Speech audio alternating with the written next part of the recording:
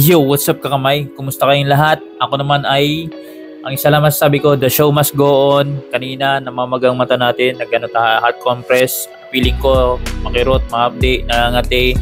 So, hot compress lang para mag-subside yung pamamaga. Tsaka ngayon, parang sinisip ko na umamay.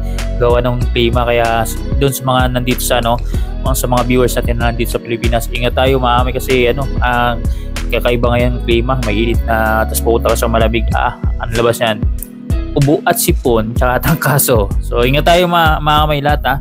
So anyways mga may, for today's video, itong vlog, dito muna tayo sa loob ng bahay. At bago pa tayo ubuhin, meron akong sinelect na content creators dito sa natin sa community, which is mga pioneer. So isa sa mga pioneer or mga pioneer dito natin sa community.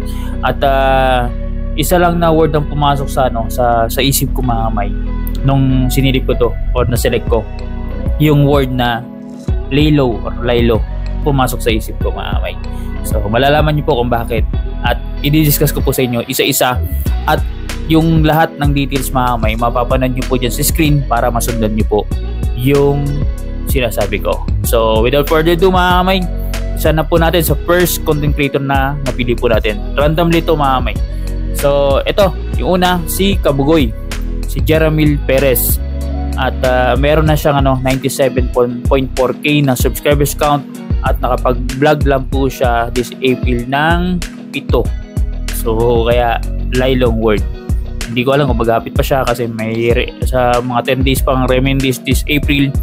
At antayin natin yung magiging update sa kanyang channel. Pero ngayon, sa 7 vlog na yun, nakakuha siya ng 52,100 views, which is pag kinonvert natin yan sa estimated revenue, that's around $130.25. So $2.5 per 1k views pa natin ang ginawa nating RPM dito sa sa mga na-select natin na mga content creators, which is nga sa Philippine peso mga may, that's around 7,386.48 pesos yung earnings si Kabugoy when it comes to vlog. So hindi pa po dito kasali may yung perks like super chat, membership, pero silang ganun na membership na mga solid talaga, talagang add-ons yun. Malaking tulong po yun sa kanilang channel. So doon naman sa channel ni Kabugoy mga may, nag-average po siya ng 7.4 na views kada vlog, yung average lang, which is nasa 8% po ang percentage dun sa total na subscribers count niya. So nasa mid-range siya ng sasahod ng maganda o hindi, o katamtaman lang. So yun po natin assessment. So hopefully may makabalik muli si Kabugoy tulad ng ginagawa niya dati, na talagang hapit-napit sa pag-vlog. So sayang So yun may, dito na tayo sa pangalawa. Isa rin to sa naglaylo, si Paring Kabungot, si Kabungot Official, may 113k na subscribers count at nakapag-vlog din po siya this April ng 7. So para sila na Kabugoy. Doon sa 7 na yung may meron siyang 73,100 na views, which is pag kinonvert natin yan sa estimated revenue, that's around $182.75.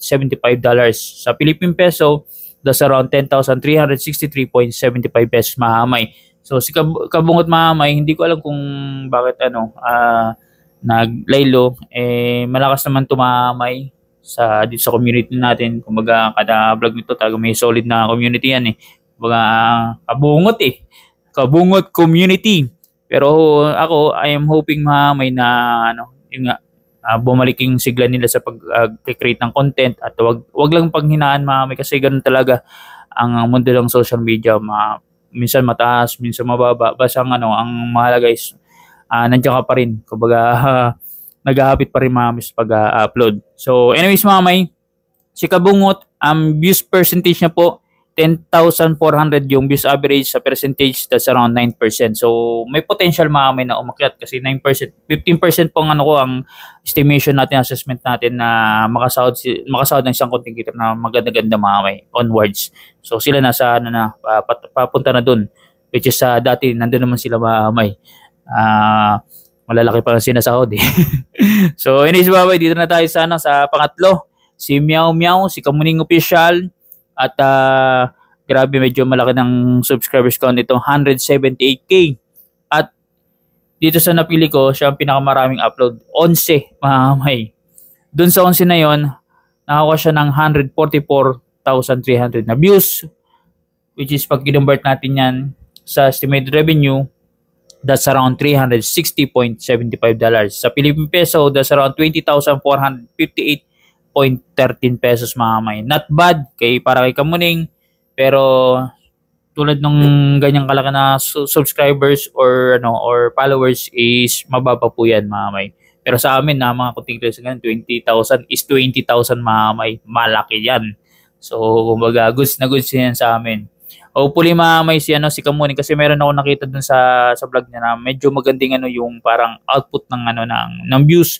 Hopefully makita niya yun at yun nga masigundahan or ma-follow upan ba ng upload para makita niya na baka mag-pick yung views, tapos doon muna siya mag-focus. So kasi dati malakas may si Kamuning, yun nga sabi nga ni Japper, kayang sumawad yan ng 6 digit mga kamay sa kanyang channel, basta makuha niya lang yung tamang timpla sa pag-vlog. So kumbaga may may charisma sa viewers. So yung kay Kamuning mga kamay, 13,100 yung views average, which is 7% po yan sa percentage wise mga kamay. At nasa ngalahati na pwedeng sumadamanda, pwedeng hindi. Mababa lang mga kamay. So dito na tayo sa pang-apat mga kamay. Si Kaping Stalsik, dating channel ito ni Kajuni, ni Tatay Juni mga kamay. At meron na yung 43.9k na subscribers count at nakapag-vlog lang po yan ng isa. So sinasabi ko nga, sobrang laylo. Doon sa isang vlog na yon, 7,100 views ang nakuha na views ni Kaping Stalsik, which is estimated revenue that's around $17.75. Sa Philippine peso, that's around 1,006 pesos 60 centavos mga kamay. So gross po ito mga kamay ha. Hindi ito yung net. So pwede siyang tumaas, pwedeng bumaba kasi may mga adjustment pa yan. Doon naman sa views average ni Kaping Stalsik, 7,100 pa rin kasi nag-isa lang pong content na ginawa niya. That's 16% mga kamay. So all goods to mga kamay, pasok dun sa 15% na sinasabi ko na pwedeng makasahod na maganda. Ang kailangan lang gawin ni Stalsik mag-upload kasi laylo nga sobra, isang piraso, April 21 na po ngayon. So kumbaga sana nila ma-realize nila na kumbaga medyo established na yung channel nila. So kailangan nila na mag-konting sundot ng upload mga kamay, ng konting sundot na tuloy-tuloy. So yung pamamaya, dito na tayo pang 5, last na to, yung main account nila, yung Hansek Official. So nagbabalik na to mga kamay. So medyo talagang naglaylo to several months ago. Alam niyo na naging takbo ng nila ng relasyon, parang yan. Ito.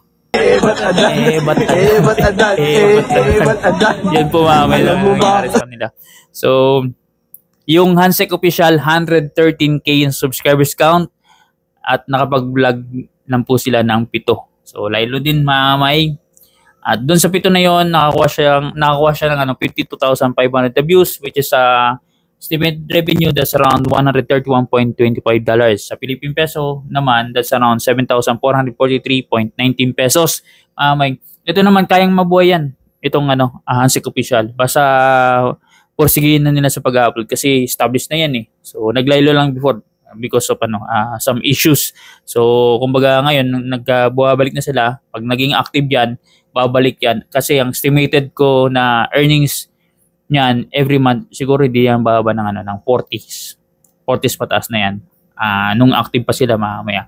So minsan baka nakakahit pa nga yan ng 6 digit. So anyways mamay, 7,500 ang views average ng Hansek Official. That's 7% when it comes sa percentage. So kumbaga pwedeng makasahod ng maganda, pwedeng hindi. So nakadepende yan sa kanila kung paano nila i-activate yung kanilang YouTube channel dito sa mga pinictures natin mamay. Kasi summary lang mga kamay, itong binabanggit ko ng mga pioneer is talagang established na yan mga kamay. So kumbaga na yan, kumbaga kilala na yan dito sa community natin. So nag-aantay na lang yung mga viewers, mga pag ano sila, makapag-create o mga makagawa ng content na maganda na papanoorin ng mga ano nila, supporters. So yun po mga may, bago tayo magtapos, syempre, laging paalala ni Bidogs na don't skip ads sa mga content creators sa pinapanood nyo, pinapollow nyo, kasi alam nyo na, diyan kami kumikita at nagkakaroon ng earnings. At bago tayo magtapos ng vlog, nagpapasalamat po ako sa walang sawang suporta sa mga ginagawa natin ng pagko-content ng tulad ng ganito, kasi kung titingnan niyo yung yung channel ko, naglaylo din ako at nung pagbalik ko is medyo maganda yung kinalabasan. Hopefully huwag kayong magsawa at suportahan niyo po all throughout, kasi hindi lang po yun ang ma-offer ko sa inyo. Meron pang parating na yan nga, sorpresa. Mapapanood yan later on. So, kumbaga i-explain ko rin yan later on bakit ganun magiging natin, content. So, yun po mga may At sobrang thank you. Paano yan mga may? See you sa next vlog po natin, mga kakamay.